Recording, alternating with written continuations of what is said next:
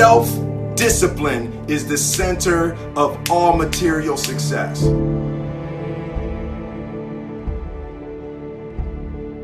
So a dude screamed to me the other night, "Hey Will, I want to be an actor, man. I want to be an actor just like you."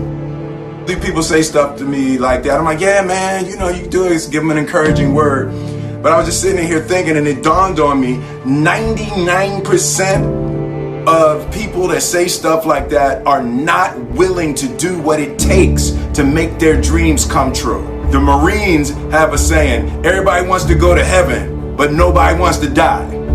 And that's just real. At the center of bringing any dream into fruition is self-discipline. You know, something as simple as food and eating. It's not about your body as much as it is about your mind. It's getting command of your mind to be able to choose actions that are in your own best interest. Every day, we are choosing shit that's not in our own best interest. Right? So if the world is attacking you and the world wants to fight you and the world's trying to hold you down, so you're going to kick yourself in the balls? So you're going to stop yourself from getting what you dream. Self-discipline is the center of all material success. You cannot win the war against the world if you can't win the war against your own mind. I love this one. Fail early, fail often, fail forward. You know, it's always a little bit frustrating to me when people have a negative relationship with failure. Failure is a massive part of being able to be successful. You have to get comfortable with failure. You have to actually seek failure. Failure is where all of the lessons are. You know, when you go to the gym and you work out, you're actually seeking failure. You want to take your muscles to the point where you get to failure, because that's where the adaptation is. That's where growth is. Successful people fail a lot. They fail a whole lot more than they succeed, but they extract the lessons from the failure and they use that the energy and they use the wisdom to come around to the next phase of success. You gotta take a shot. You have to live at the edge of your capabilities. You gotta live where you're almost certain you're gonna fail. That's the reason for practice. Practice is controlled failure. You're getting to your limit, getting to your limit, getting to your limit. You can't lift that, you can't do that, until you get to the point that all of a sudden your body makes the adjustment and then you can do it. Failure actually helps you to recognize the areas where you need to evolve. So fail early, fail often, fail forward. I believe that self-discipline is the definition of self-love. That when you say that you love yourself, that means that you have behavior towards yourself that is loving. It's like you say to yourself, "Hey man, look, I know you want to eat that pizza and it'll be really good, you know, but I can't let you eat that, man, because if you eat that pizza, you're going to feel like shit, you know, and I love you too much to let you eat that."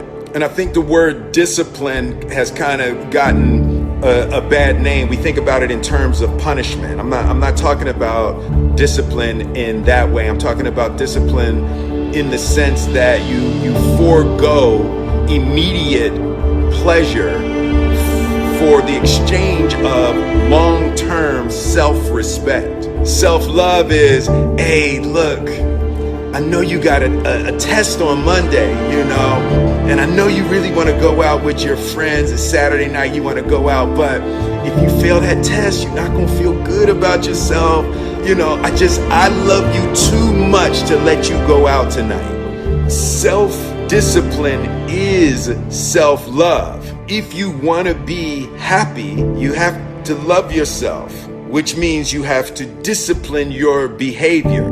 The road to sustained happiness is through disciplining your behavior. I was just having a debate with a friend of mine, and we got stuck on the difference between fault and responsibility. She kept talking about how something was somebody's fault, it's somebody's fault. And I was like, it It don't matter whose fault it is that something is broken if it's your responsibility to fix it. For example, it's not somebody's fault if their father was an abusive alcoholic, but it's for damn sure their responsibility to figure out how they're gonna deal with those traumas and try to make a life out of it. It's not your fault if your partner cheated and ruined your marriage, but it is for damn sure your responsibility to figure out how to take that pain and how to overcome that and build a happy life for yourself. Fault and responsibility do not go together. It sucks, but they don't. When something is somebody's fault, we want them to suffer, we want them punished, we want them to pay, and we want it to be their responsibility to fix it, but that's not how it works, especially when it's your heart. Your heart, your life, your happiness is your responsibility and your responsibility alone. As long as we're pointing the finger and stuck in whose fault something is, we're jammed and trapped into victim mode. When you're in victim mode, you are stuck in suffering. The road to power is in taking responsibility. Your heart, your life, your happiness is your responsibility and your responsibility alone. Idea. You can make a person smile, you can make a person feel good, you can make a person laugh, but whether or not a person is happy is deeply and totally and utterly out of your control. The prerequisite for spending time with any person is that they nourish and inspire you. They feed your flame. Look at your last 5 text messages. Are those people feeding your flames or dousing your fire? Put your phone down for just a second and look around. Look to the people around you. Are those people throwing logs on your fire or are they pissing on it? The people that you spend time with are gonna make or break your dreams. Everybody don't deserve to be around you. You gotta defend your light with your life. Separation of talent and skill is one of the greatest misunderstood concepts for people who are trying to excel, who have dreams that want to do things. Talent you have naturally. Skill is only developed by hours and hours and hours of beating on your craft. You don't try to build a wall. You don't set out to build a wall. You don't say, I'm gonna build the biggest, baddest, greatest wall that's ever been built. You don't start there. You say, I'm gonna lay this brick as perfectly as a brick can be laid. There will not be one brick on the face of the earth that's gonna be laid better than this brick that I'm gonna lay in this next 10 minutes. Yeah. And you do that every single day. And soon you have a wall. And soon you have a wall. Yeah. And I think psychologically, the advantage that gives me over a lot of people that I have been in competition with in different situations is it's difficult to take the first step when you look how big the task is. The task is never huge to me. It's always one brick. Me too. Lesson for me was, why were you scared in your bed the night before? What do you need that fear for? Just don't go. Why are you scared in your bed 16 hours before you jump? Why are you scared in the car? Why could you not enjoy breakfast? What did you need that? The fear is fear of what? You're nowhere even near the airplane. Everything up to the stepping out, there's actually no reason to be scared. It only just ruins your day. You don't have to jump. And then in that moment, all of a sudden, where you should be terrified is the most blissful experience of your life. And God placed the best things in life on the other side of terror. On the other side of your maximum fear are all of the best things in life.